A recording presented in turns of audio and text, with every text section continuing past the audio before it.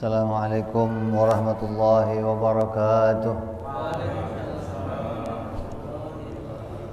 Al-Fatihah ila ruhi Sayyidina Habibina Syafi'ina Rasulillah Sayyidina Muhammad ibn Abdillah sallallahu alaihi wa ala alihi wa ashabihi wa azwajihi wa dhurriyyatihi.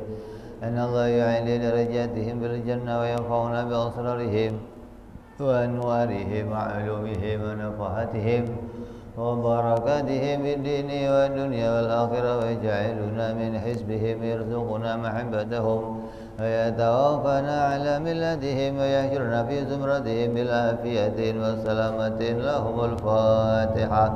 أعوذ بالله من الشيطان الرجيم. بسم الله الرحمن الرحيم.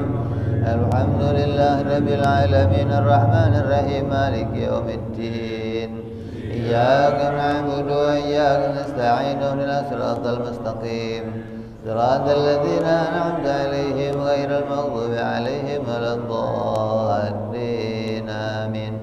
بسم الله الرحمن الرحيم. نويت التعلم والتعليم والتذكر والتذكير والنفع والانتفاع والإفادة والاستفادة والحث على التمسك بكتاب الله وسنة رسول الله صلى الله عليه وسلم والدعاء إلى الهدى والدلالة على الخير ابتغاء مرضاته وقربه وثوابه وحسن الخاتمة مع اللطف والعافية وصلاح العاقبة. بسم الله الرحمن الرحيم. الحمد لله رب العالمين وبه نستعين على أمور الدنيا والدين والصلاة والسلام على رسول الله سيدنا وحبيبنا وشفيعنا ومولانا محمد صلى الله عليه وعلى آله وصحبه أجمعين. أما بعد. قال مصنف الكتاب حضرة الشيخ حبيب الإمام سيد أبو عبد الله محمد بن يوسف السنوسي رحمه الله وغفر له ولوالديه. ثم إلى صاحب شرها Imam Ad-Dasuki rahimahullah wa ghafara lahu wa liwalidayhi wa nafa'ana bihi ma fid darain. Allahumma aftah qulubana futuhal arifin wa bihikmatika wansur alaina birahmatika ya arhamar rahimin. Ila anqal sampai sifat wahdaniyah. Kemarin qiyamuhu bi nafsihi.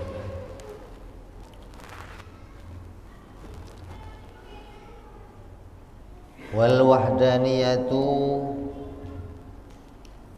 ay la thaniya lahu fi dzati wala fi sifati wala fi af'ali.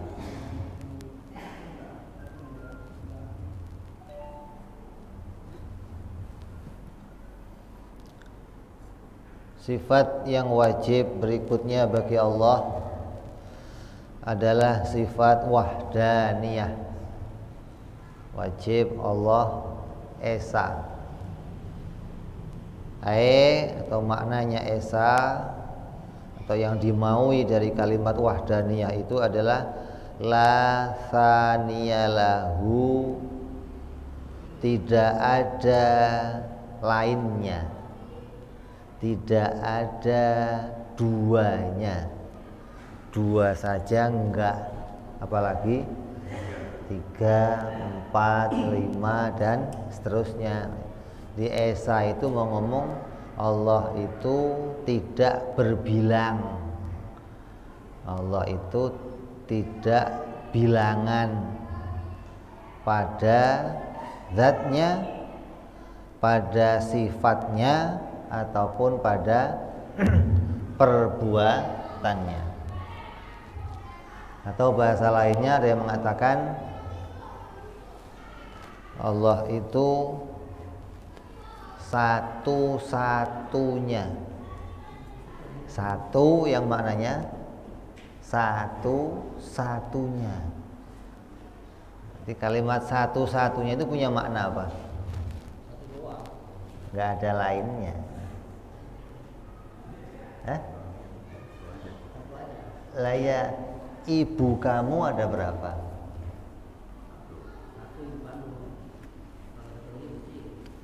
Kalau istrinya bapak kamu nggak saya tanya. Saya nggak nanya istrinya bapak kamu, nggak. Istri bapak kamu bisa 17 segala. Yang saya tanya, ibu kamu ada berapa? Jawabnya apa? Bukan satu, satu-satunya. Kenapa harus satu-satunya? Kenapa harus dijawab satu-satunya? Kenapa? Karena tidak mungkin ada lainnya. Tidak mungkin saya lahir dari dua ibu, gitu loh. Jadi maknanya satu-satunya, gitu loh. Kalau ngomong satu doang masih banyak samanya. Bapak kamu berapa? Satu. Ibu kamu satu. Kalau istri bapak? Kalau istrinya bapak berapa?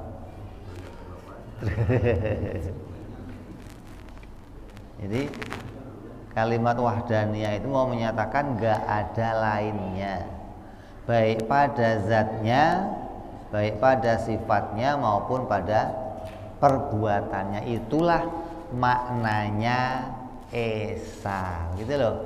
Jadi mengimani esa dengan benar, mengimani Allah itu esa yang benar, itu yang diimani adalah Allah itu esa pada zatnya, pada sifatnya, dan pada perbuatannya.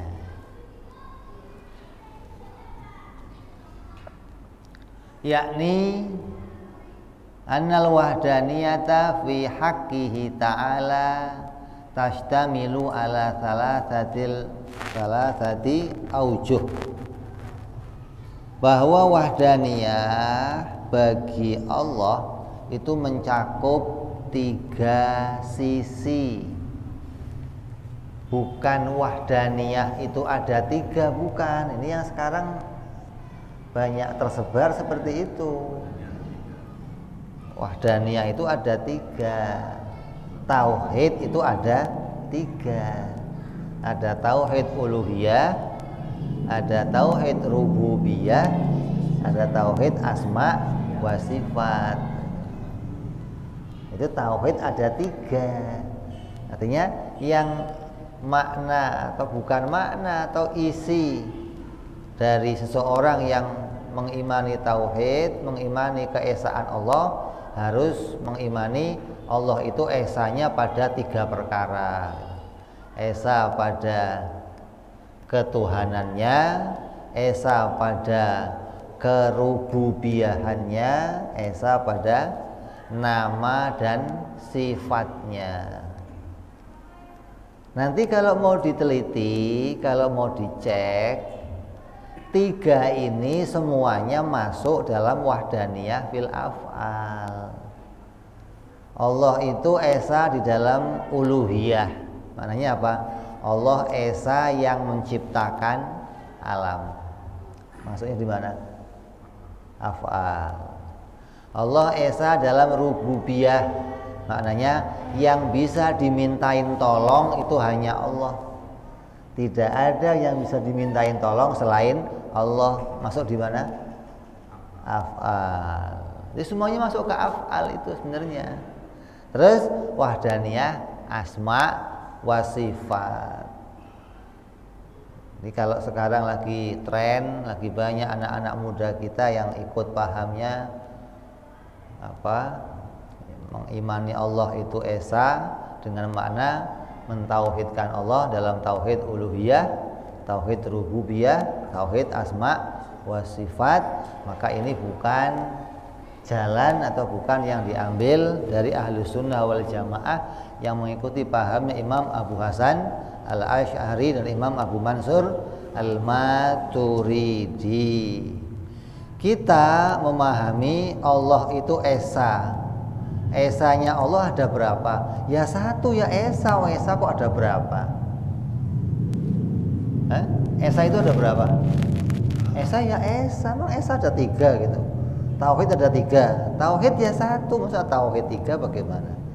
Lah, yang dimaksud makna mengesakan Allah, kamu mengimani Allah itu Esa, maka yang harus kamu imani dari keesaan Allah itu mengimani keesaan pada zatnya, pada sifatnya, dan pada perbuatannya, bahwa tidak ada pada zatnya yang lain selain zatnya Allah. Tidak ada sifat lain yang menyamai sifat Allah. Tidak ada perbuatan lain yang menyamai perbuatan Allah. Ini maknanya mengesakan, itu menafikan atau meniadakan yang lainnya selain Allah. 3 wajah itu apa saja? Yang pertama, menafikan jumlah yang banyak bagi zatnya Allah. Jadi kalau ada yang ngomong Allah itu zatnya banyak, maka kita nafikan di dalam maknanya mengesakan Allah. Artinya apa? Zatnya Allah itu enggak seperti kita, tersusun, ada kepala, ada kaki, ada tangan, ada. Berarti zatnya Allah jadinya banyak, zatnya Allah enggak esa. Maka ini mau kita nafikan bahwa zatnya Allah itu tidak tersusun-susun. Bahwa Allah itu bukan susunan dari beberapa anggota-anggota. Kalau makhluk yang diciptakan oleh Allah itu, makhluk itu tersusun dari beberapa anggota. Manusia ada susunannya, hewan ada susunannya, pohon ada susunannya. Artinya tersusun dari beberapa anggota badan atau tersusun dari beberapa zat, kepala, kaki, tangan. Atau kalau pohon ada daun, ada ranting, ada akar, ada buah. Maka zatnya Allah itu harus kamu nafikan dari adanya susunan seperti itu. Tidak ada tersusun-susun pada zatnya Allah, tidak ada. Maka ini makna yang pertama dari wahdaniyah fidzat. Wa yusamma al-kamul muttasila, yaitu dinamai dengan kam muttasil, menafikan atau membersihkan Allah dari bilangan-bilangan yang tersusun pada dirinya. Kalau kamu lihat orang yang nyembah Tuhan, maka mereka banyak yang menyerupakan Tuhan dengan makhluk, atau menjasadkan Tuhan, atau memfisikkan Tuhan, atau mengatakan Tuhan itu ya seperti materi seperti kita. Kalau begitu bisa dilihat sekarang. Maka orang yang mengatakan sekarang kita bisa lihat Tuhan, itu bukan Tuhan, namanya Tuhan-Tuhanan itu. Jadi dia mengimani Tuhan itu ya fisik, ya materi yang tersusun-susun dari beberapa anggota. Maka itu keimanan yang jauh dari kebenaran di dalam mengimani zatnya Allah Subhanahu wa ta'ala. Akal kita ini enggak disuruh cari tahu zatnya Allah seperti apa, enggak. Karena dari awal kita sudah bicara sejak pertama membahas sifat ini, zatnya Allah bukan benda. Zatnya Allah bukan materi. Ini sudah di awal sudah kita katakan. Jadi ketika bicara wahdaniyah sudah enggak bicara lagi zatnya Allah benda yang tersusun-susun. Artinya sudah tidak bicara lagi zatnya Allah yang kayak apa, enggak, tapi mau bicara zatnya Allah pasti esa. Yang dimaksud esa, zatnya tidak tersusun-susun. Jadi sudah enggak digambarkan lagi kayak apa zatnya Allah. Kamu enggak disuruh cari itu, enggak. Kamu disuruh mengimani Allah itu zatnya enggak seperti zatnya kita yang tersusun-susun. Kalau ada pun yang seperti apa zatnya Allah, itu sudah bukan kewajiban kita untuk mencari tahu. Kenapa kok enggak boleh cari tahu? Akal tidak akan sanggup untuk menemukannya. Kalau akal enggak bisa menemukannya, lah ngapain dicari? Wong akal enggak bisa nemu. Yang disuruh itu yang bisa kamu dapatkan, yang disuruh itu yang bisa kamu temukan. Maka kita diperintahkan untuk menemukan bahwa Allah itu zatnya tidak tersusun-susun. Adapun tidak bisa menemukannya hakikat zatnya Allah yang seperti apa, itulah justru penemuan. Kata Sayyidina Abu Bakar apa? Ajzu an idrokin idrokun. Lemahnya kita dari menemukan zatnya Allah, justru itulah penemuan yang benar gitu. Kalau kamu mengatakan bahwa oh yang begini zatnya Allah, oh ya malah nggak benar itu. Malah kamu bisa menemukan Allah sebagaimana keadaan kita. Jadi al ajzu an idrokin idrokun. Lemahnya kita dari menemukan hakikat zatnya Allah, itulah sebuah penemuan. Jadi jangan terus kita dituntut yang kayak apa coba zatnya Allah. Makanya Nabi ketika ditanya tentang wahdaniyah, tentang surat Al-Ikhlas, itu ada orang-orang yang bertanya seperti apa zat Tuhanmu. Maka Nabi katakan apa? Qul huwallahu ahad. Ahad punya makna wahdaniyah. Itu yaknya ya apa? Ya nisbah, maknanya bangsa esa.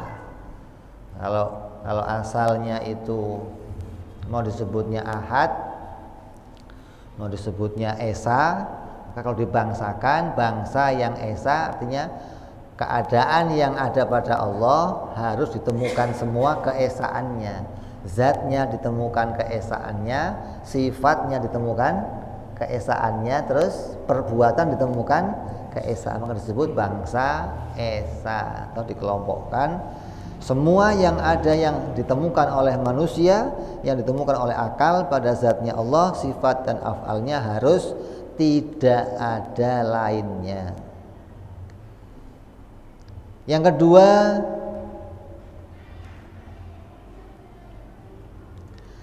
atsani nafiyun nadhir lahu jalla wa azza fi dzatihi au sifatihi min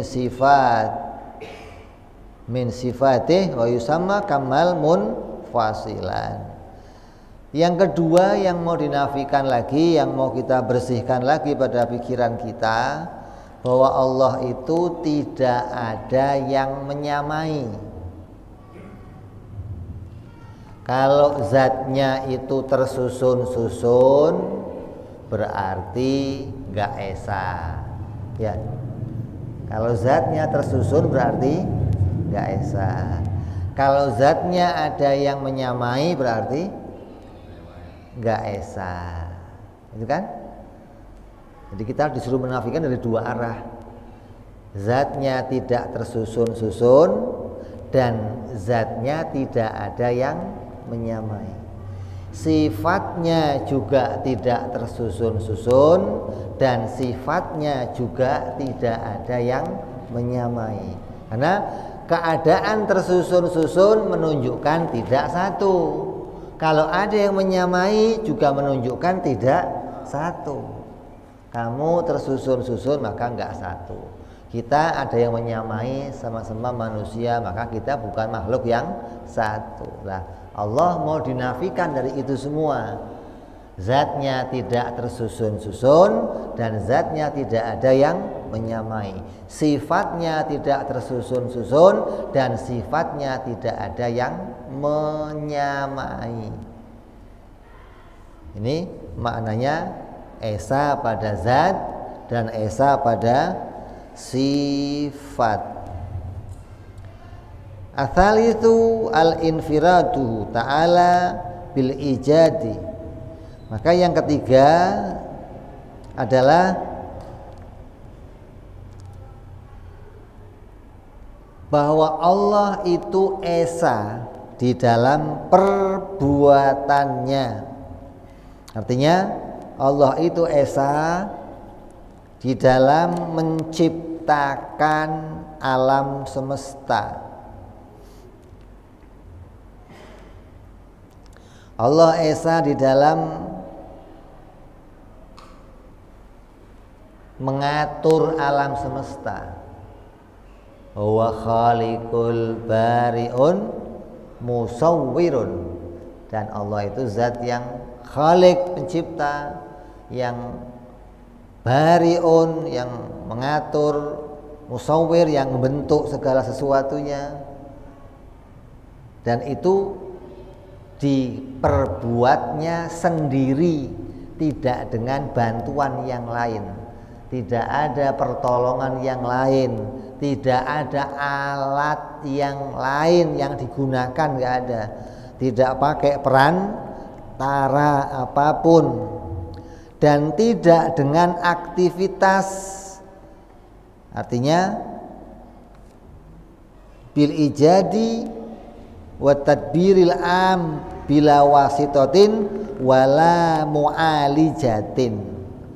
Tanpa perantara Allah menciptakan seluruhnya dengan kesempurnaannya, tanpa pakai perantara, tanpa ada perantara, dan tanpa gerak ataupun diam. Allah bikin alam itu nggak pakai gerak atau diam. Jadi jangan digambarkan Allah itu sibuk, maknanya ngatur sana ngatur sini kayak dalang ngurusin wayang, sibuk maksudnya. Nanti kalau ini mau muncul lagi tancap sono keluarin lagi. Tangannya dalang cuman dua, dua-duanya diisi wayang semua. Kalau mau ngambil yang lain kan sibuk, gak sempet. Dalang itu menciptakan sesuatu dengan menggerak-gerakkannya. Allah menciptakan geraknya alam itu tidak dengan Allah ikut bergerak, gitu loh. Kalau mau gunung itu gempa terus di guyok-guyok gitu. Kalau mau sesuatu itu diam maka dipegang oleh Allah biar diam. Enggak begitu, enggak. Allah menjadikan sesuatu tidak dengan gerakan dan juga tidak dengan keadaan diam. Karena gerak dan diam bukan sifat Allah. Allah enggak punya sifat gerak dan enggak punya sifat diam. Jadi gimana dong Allah bikinnya? Enggak usah dipikirin, bro. Udah enggak nyampe lah cara mikir gimana. Mau dipikirin gimana caranya Allah menciptakan sesuatu. Quran hanya menggambarkan kun fayakun. Apa maknanya? Maknanya gampang. Begitu aja. Quran hanya menamai dengan kalimat gampang. Lah, akal menggambarkan yang dimaksud gampang itu bagaimana? Kan? Saya juga kalau mau ngangkat ini gampang. Saya juga kalau mau nulis gampang. Gampang yang maknanya bagi Allah itu yang tidak butuh alat. Gampang yang maknanya bagi Allah itu nggak butuh perantara. Kalau gampang bagi kita kalau ada alatnya, kalau ada perantaranya. Kamu mau motong sesuatu kalau ada guntingnya gampang. Kamu mau motong sesuatu ada pisaunya gampang. Kalau nggak ada jadi sulit, jadi susah. Jadi nggak usah digambarkan bagaimana caranya Allah bikin. Oh berarti kun fayakun pakai ngomong kun fayakun, itu masih pakai gerakan namanya. Itu masih pakai diam ya begitu. Nah, Allah nggak demikian.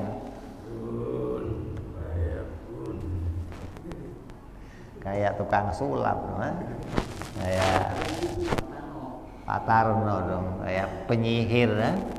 kalau mau ngapa-ngapain. Jadi ini kita harus imani wala mu'alijatin, tanpa dengan adanya aktivitas. Karena Allah itu bukan zat yang bertempat seperti kita, benda dan punya aktivitas gerak ataupun diam, itu bukan Allah. Jadi kalau ada yang menggambarkan Allah duduk di atas, dia sendirian, berarti masih mu'alijat. Jadi kalau mau menciptakan sesuatu harus dengan gerak diam. Kalau mau melihat harus pakai lirik, tengok. Kalau mau ngomong harus pakai, itu bukan zatnya Allah yang begitu. Zat Allah tidak demikian. Wala mu'thira siwahu ta'ala fi athari ma umuman. Maka tidak ada mu'athir yang memberi efek, yang memberi hasil, yang memberi bekas apapun pada alam semesta ini selain Allah Subhanahu wa ta'ala. Dan Allah yang memberikan efek, memberikan pengaruh secara menyeluruh. Pengaruh atau efek atau bekas dari perbuatannya Allah itu menyeluruh.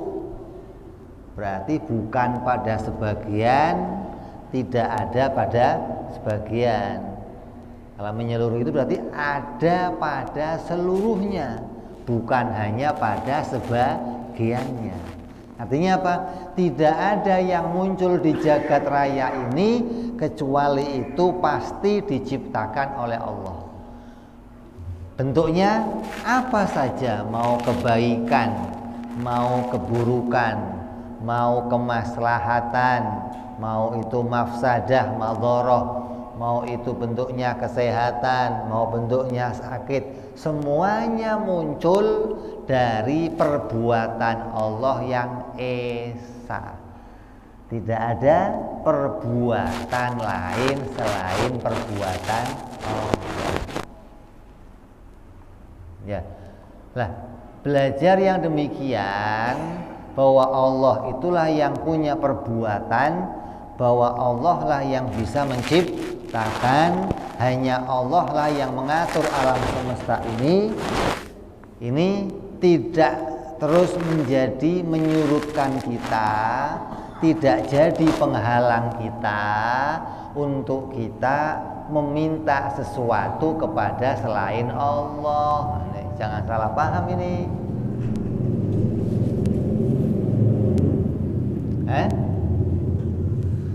Pelajaran wahdaniyah ini terkadang oleh kawan-kawan kita yang lain itu dijadikan alat untuk menghalangi sebuah amalan.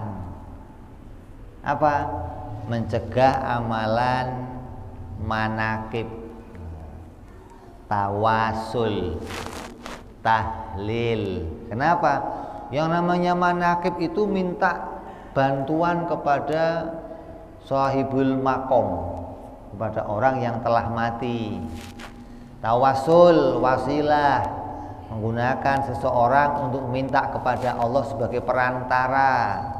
Kita minta wasilah kepada seorang wali, kita minta wasilah kepada orang soleh, kita minta wasilah kepada Nabi untuk minta kepada Allah, berarti menjadikan yang lain perantara untuk minta kepada Allah, maka itu batal. Kenapa? Allah esa perbuatannya, Allah tidak butuh perantara.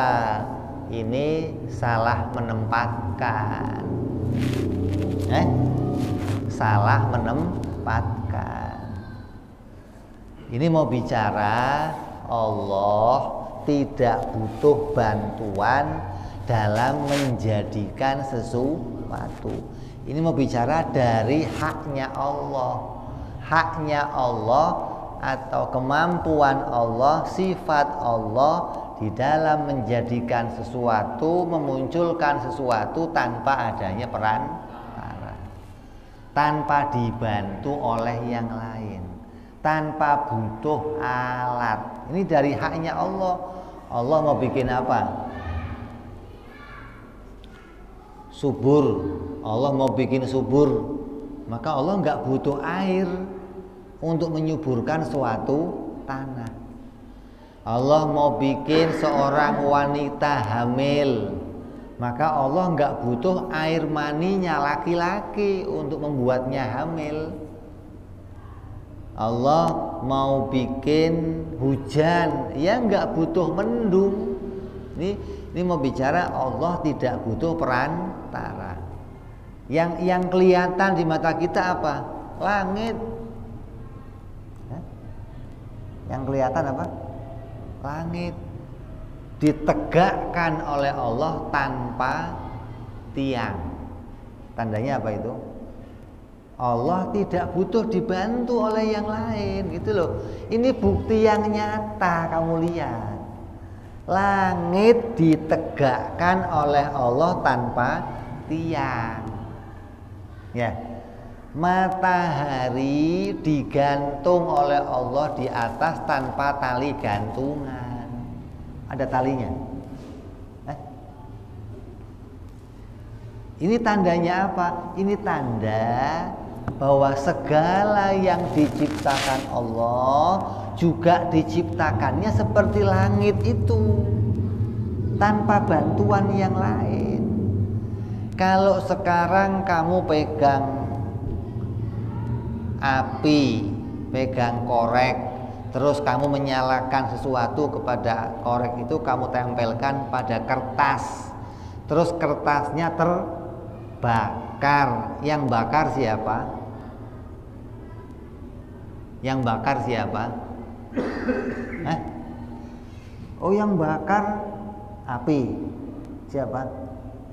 Yang bakar Allah dengan bantuan api? Enggak juga. Banyak orang memahami begitu. Api itu diciptakan oleh Allah, kemudian api diberi kekuatan panas, kemudian panasnya bikin hangus. Jadi dari runtutan ini Allah menciptakan api, api menciptakan hangus. Berarti api jadi perantara. Wong bikin langit nggak pakai tiang aja bisa kok. Maka ada timbul dua paham. Dari makna ini timbul dua pemahaman. Yang satu memahami begini, Allah itu bisa menciptakan langsung, bisa bikin langsung, dan juga bisa bikin pakai perantara. Ada yang diciptakan Allah itu langsung, ada yang diciptakan Allah pakai perantara. Jadi Allah punya dua macam ciptaan. Ciptaan yang langsung kayak apa? Langit, bumi, ini ciptaan yang langsung. Ciptaan yang nggak langsung kayak apa? Kayak manusia hamil sampai 9 bulan. Ada proses, ada perubahan-perubahan. Maka perubahan-perubahan ini bukan Allah lagi yang bikin, tapi proses itu yang oleh Allah diberikan kekuatan hingga itu jadi perantara.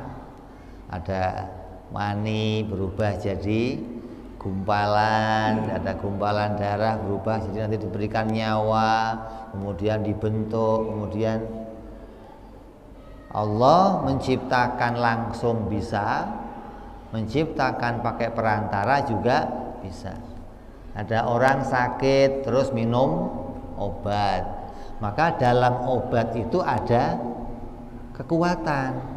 Namanya disebut oleh mereka Allah menitipkan kemampuan pada sesuatu. Ada fi'il kuwah namanya. Ada satu kekuatan yang Allah letakkan dalam dirinya makhluk, yang kemudian dengan kekuatan itu makhluk bisa berbuat sesuatu. Kita Ahlussunnah tidak punya paham yang seperti itu, gitu loh. Kita ahli sunnah punya paham seperti apa? Qala jalla min qail inna kulla syai'in khalaqnahu biqadar. Kami menciptakan segala sesuatu menurut ukurannya. Artinya Allah menciptakan sesuatu itu semua terukur, nggak ngawur, nggak bikinnya nggak asal jadi. Semuanya ada ukurannya, nggak semrawut bikinnya, nggak. Makanya kalau kamu bikin pakaian kan jelas ukurannya. Apa aja ukurannya? Pakaian. Ukuran pakaian apa aja? S, M, L. Ya, ada ukurannya namanya. Ya, terukur. Kenapa? Karena ciptaannya Allah terukur begitu. Allah bikin suara terukur, ada not. Do, re, mi, fa, sol. Allah ciptakan manis, Allah ciptakan pahit, Allah ciptakan air, ada semua kodarnya, ada ukurannya. Panas ada ukurannya, kelembekan ada ukurannya, besi kerasnya ada ukurannya, batu ada ukurannya. Ada alat buat mengukur batu. Ini kekerasannya sekian. Ini artinya apa? Allah menciptakan segala sesuatu diukur. Semuanya terukur, semuanya diatur oleh Allah, nggak ngacak, nggak. Bukan terus ya udah asal jadi aja yang penting jadi. Ya enggak begitu semua. Biqadar. Wa qala ta'ala, dalam ayat yang lain Allah berfirman, dzalikumullahu rabbukum la ilaha illa huwa khaliqu kulli syai'in fa'buduh. Allah berfirman, dan Allah yang memiliki segala sifat-sifat yang mulia, maka demikian itu ialah bahwa Allah itu adalah Tuhanmu. Dzalikumullahu rabbukum. Dzalikumullahu rabbukum maknanya Allah lah zat yang mempunyai sifat-sifat ketuhanan. Tidak ada selain Allah yang punya sifat-sifat ketuhanan. La ilaha illahu, tidak ada yang lain selain Allah yang punya sifat-sifat ketuhanan itu.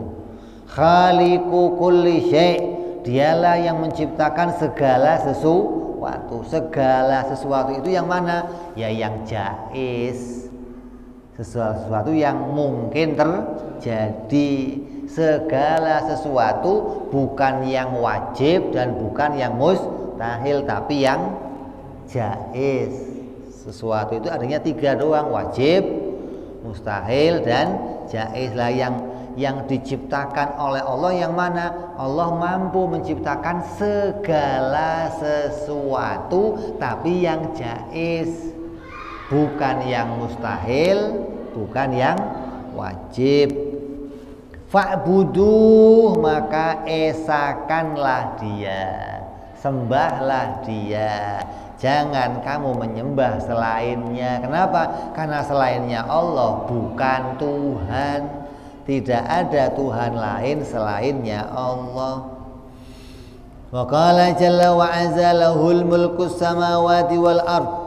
Dan Allah berfirman dalam ayat yang lainnya, dikatakan bahwa dialah Allah jalla wa azza, kerajaan langit dan bumi adalah kepunyaannya. Wa qala tabarakallahu wa ta'ala, dan berfirman pula Allah subhanahu wa ta'ala, wallahu khalaqakum wa ma ta'malun. Allah lah yang menciptakan kamu sekalian dan apapun yang kamu perbuat. Ini puncaknya. Allah satu persatu menyebutkan, ini aku yang bikin, ini aku yang bikin, ini aku yang bikin, sampai aku yang bikin kamu semua dan perbuatan kamu semua. Ayat ini menunjukkan apa? Mau menunjukkan bahwa Allah tidak bisa menjadikan perantara. Nah, ini Allah tidak bisa menjadikan perantara. Jadi banyak yang menganggap Allah itu boleh saja kalau bikin pakai perantara. Contohnya kalau Allah mau bikin sesuatu pakai apa, mau bikin panas pakai api, mau bikin sehat pakai obat, mau bikin kenyang pakai makan, itu namanya makan jadi perantara. Maka Allah tidak butuh, Allah tidak bisa menjadikan perantara. Lah yang bisa dijadikan apa? Yang bisa dijadikan Allah itu sunnatillah. Apa itu? Allah punya kebiasaan. Kebiasaan Allah dalam menciptakan itu menggandengkan sesuatu dengan sesuatu, bukan menitipkan kekuatan pada sesuatu, bukan, tapi menggandengkan. Ingat ini apa? Menggandengkan atau membarengkan atau bersamaan.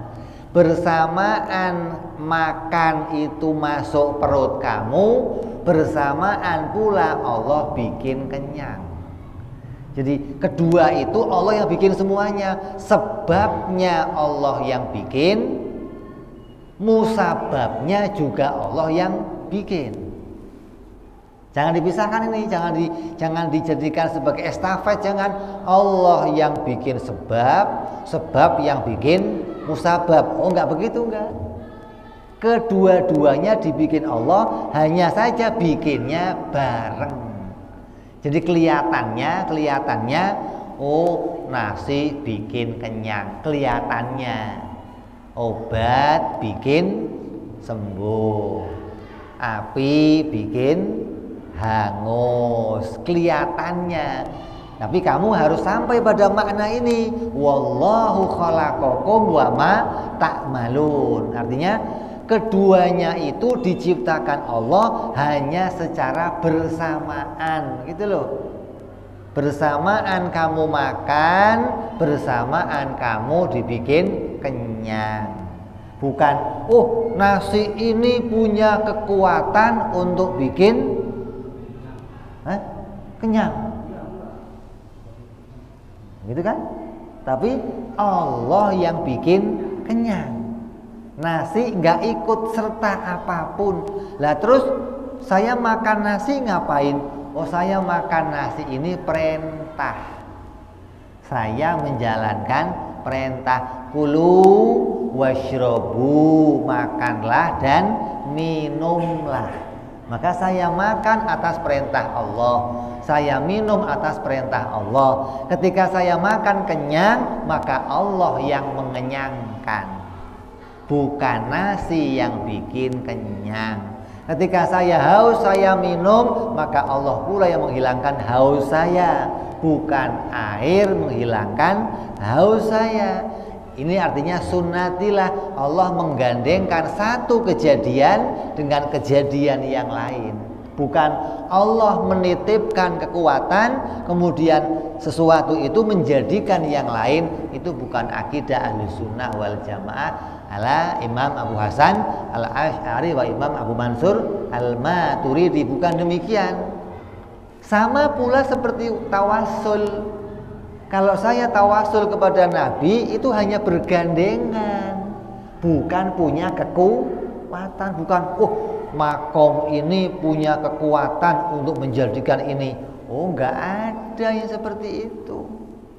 Apalagi makom punya kekuatan. Wong kamu saja makan masih menganggap makan itu punya kekuatan untuk bikin kenyang. Jadi kalau nggak pakai maknanya ini, kalau nggak pakai makna wahdaniyah yang diajar Abu Hasan al-Asy'ari, wahdaniyah fi sifat, wahdaniyah fi dzat, wahdaniyah fi sifat, wahdaniyah fil af'al, maka pasti dia masih menganggap Allah itu butuh perantara. Masih menganggap Allah itu menciptakan sesuatu pakai perantara. Bagaimana kamu mengatakan ada tauhid uluhiyah, tauhid rububiyah, tauhid asma wa sifat, itulah tauhid yang bersih dari kekotoran. Apa yang menunjukkannya? Buktinya dalam keyakinan kamu masih penuh dengan kekotoran. Apa kotornya? Mana kotornya paham ini? Masih menganggap Allah butuh perantara. Masih menganggap Allah bisa menjadikan sesuatu pakai perantara. Kalau Allah mau bikin langsung, Allah bisa. Seperti apa contohnya? Allah bikin saya langsung sehat, bisa saja. Allah bikin saya langsung kenyang, bisa saja. Tapi Allah juga bisa bikin kenyang pakai makanan. Lah ini yang repot. Allah juga bisa bikin kenyang pakai obat. Dianggap obat itu punya kemampuan untuk menjadikan yang lain. Itu kita tidak mengimani. Nyambung kan? Jadi kita mengimani Allah itu menjadikan dengan sunnatillah atau bergandengan. Kalau saya tawasul, ya Allah, bijahi Nabi Muhammad sallallahu alaihi wasallam, ya Allah, dengan tawajuh saya kepadamu, ya Allah, aku berdoa kepadamu, ya Allah, dengan tawajuh menggunakan nama Nabi Muhammad, kemuliaan nama Nabi Muhammad, keagungan nama Nabi Muhammad, ya Allah, kabulkanlah doaku. Kemudian kok kabul doa saya, maka itu bergandengan namanya. Atau saya tawasul dengan namanya seorang wali, ya Allah, demi kemuliaannya Habib Husain bin Abu Bakar Idrus luar batang, keramatnya Habib Husain, ya Allah, kabulkan doa saya. Kok kabul? Ini bergandengan namanya. Allah menggandengkan sesuatu dengan sesuatu. Seperti sama dengan kamu makan dapat kenyang, itu hanya bergandengan, bukan punya kekuatan. Tidak pernah kita meyakini makom-makom itu punya kekuatan untuk menghasilkan sesuatu. Seperti kita tidak pernah meyakini wali-wali itu punya kekuatan untuk menghasilkan sesuatu. Nggak ada. Kalaupun kamu datang ke seorang wali yang masih hidup, kemudian wali itu mengatakan pulang dari sini, tabrakan kamu. Kok pulang kamu tabrakan? Maka tabrakan itu sama sekali bukan dari wali itu, sama sekali bukan. Tapi itu hanya bergandengan. Allah menjadikan kamu tabrakan berbarengan ucapannya si wali. Jadi yang bikin kamu tabrakan ya Allah, bukan walinya bisa bikin kamu tabrakan. Walinya ngomong di mana, kamu tabrakan di mana. Ntar wali dikasih tahu, Pak Wali, si itu tabrakan. Oh iya, baru tahu saya. Oh, walinya aja baru tahu. Bagaimana mungkin dia yang bikin tabrakannya? Gitu loh. Jadi walaupun wali itu ngomong begitu kok cocok, maka itu pun hanya bergandengan, bukan yang menciptakan. Kayak sekarang obat corona ini apa ya? Apa saja bisa jadi obat. Artinya apa saja bisa digandengkan oleh Allah menjadikan seseorang itu sehat. Kamu ngaji, pulang ngaji sehat, boleh. Kamu ziarah makam kubur, pulang ziarah sehat, boleh. Kamu minum obat, pulang setelah minum obat sehat, boleh. Karena Allah bukan menitipkan kekuatan, tapi hanya menggandengkan. Kalau menggandengkan boleh dengan apa saja. Mendung digandeng sama hujan boleh. Mendung nggak hujan boleh. Nggak mendung hujan juga boleh. Allah tidak butuh bantuan yang lain. Yang ada hanya bergandengan. Lah, untuk apa Allah menggandengkan sesuatu dengan sesuatu? La yus'alu amma yaf'alun. Allah itu nggak ditanya kenapa. Kenapa ya kok Allah bikin begini? Allah nggak ditanya. Tapi kamu yang mestinya harus tahu apa hikmahnya. Kok Allah bikin begini? Apa hikmahnya? Kok Allah bikin begini? Apa hikmahnya? Allah bikin begini. Ini makna wahdaniyah yang harus kita tangkap. Jadi wahdaniyah itu ada 3. Itu bukan artinya bahwa mengimani Allah Esa itu ada 3, bukan. Justru kalau mau mengimani Allah itu esa, harus membersihkan dari 3 perkara, begitu loh. Kalau 3 perkara ini bersih dari hati kita, barulah kamu mengesakan Allah. Jadi bukan terus di hati kamu ada 3 ini, bukan. Jadi yang di hati kita mengimani Allah esa, ya esa, Allah esa. Untuk sampai kepada makna esa yang benar, harus dibersihkan, dinafikan, ditanzihkan, disalbiahkan pada 3 perkara, yaitu zatnya esa, sifatnya esa, perbuatannya esa. Baru kamu nemu maknanya Allah esa. Bukan harus disimpan di hati kamu 3. Allah, tauhid rububiyah, tauhid uluhiyah, tauhid asma sifat, simpan di hati kamu. Gak ada begitu, gak ada. Gak ada petunjuk satupun yang mengarahkan kita, menunjukkan kita kepada mengesakan Allah pakai 3 itu, gak ada. Mengesakan Allah semuanya pada makna yang esa satu, gak ada susun-susunan, gak ada. Ya, jadi jangan sampai mengimani keesaan Allah ini kita salah jalan, atau hanya mengimani secara tulisannya saja. Qul huwallahu ahad. Katakanlah wahai asyrafar rusli, katakanlah wahai Nabi Muhammad, bahwa Tuhan itu esa, Allah itu satu. Artinya apa satu? Ya satu pokoknya. Kalau cuma ngerti Allah satu, maka belum menggugurkan kewajiban.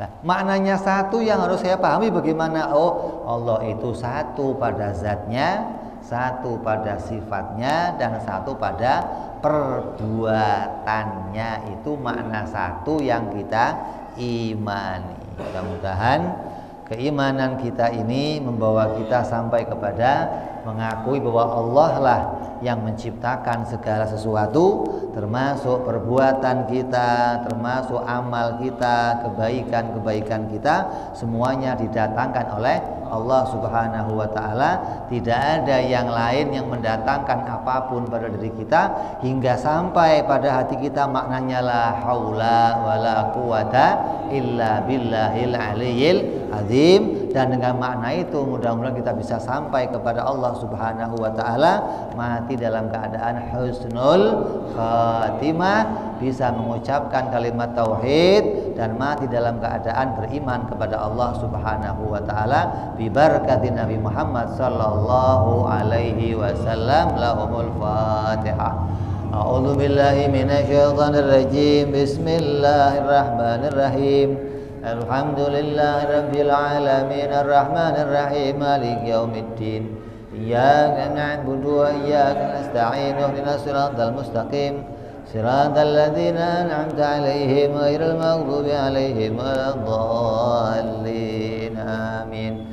Ya Rabbana i'tarafna bi annana iqtarafna wa anana asrafna ala lagha ashrafna wa tub alaina tauba taghsil kulli hauba wasdolana aurati wa amin rawati wa ghfir li walidina rabbi wa mauludina wal ali wal ihwani wa sairil hillani wa kulli dhi mahabbah au jiratin au suhbah wal muslimina ajma amina rabbi isma fadlan wa judan manna la biktisabi minna bil mustafa rasulina dhabi kulli suli salla wa sallam rabbi